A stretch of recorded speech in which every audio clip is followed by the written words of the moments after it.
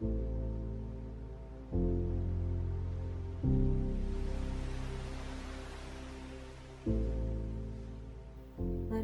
are the history of our lives made solid, and they place us firmly within our history.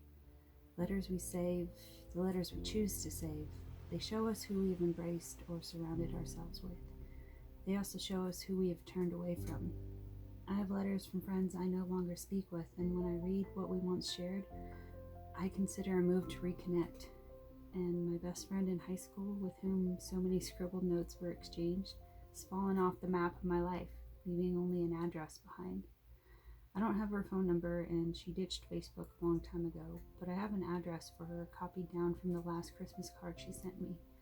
This affinity between us is evidenced by our notes from our past, and I am moved to repair the interrupted friendship by writing to her now again.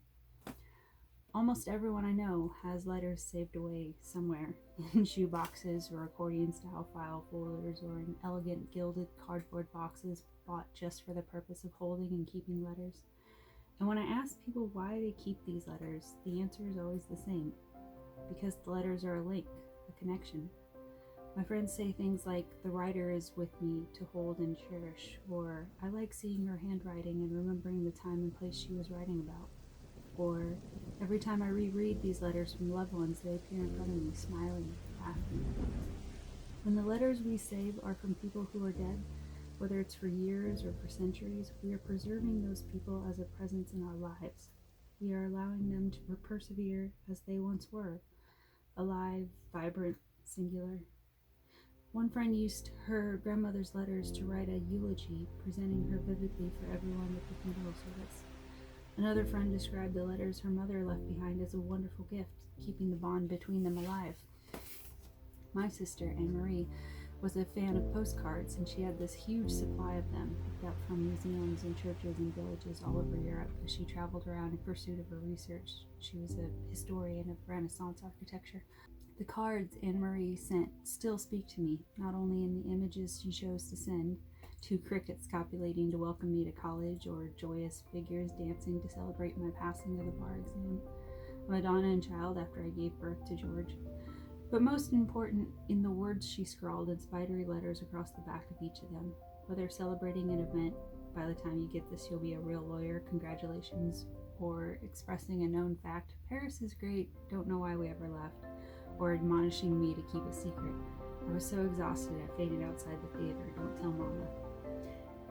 The physical reality of those cards and words and images mean even more to me now than when I first got them in the mail. They are a tangible manifestation of our relationship as sisters and friends. Letters provide not only a bridge back to the people from our past, but also a bridge to those who are still very much in the present, but too far away for us to touch and see every day. Yes, I'm still getting texts from my son off at college, short bursts of information and requests like, taking Swedish, need honey. And he really did mean honey, not money. Honey for his tea. And the treasured love you. But these 10-character or less messages are not enough to salve how much I miss him. A letter offers balm for the ache of missing Peter because it's a physical connection. A letter gives me a feel for his mood, not only in what he writes, but also in how he writes. A letter, if I'm lucky, offers the very smell of my child, his scent on the page, soap or sweat, confirming my knowledge of him as my son, always. A letter brings him home to me again.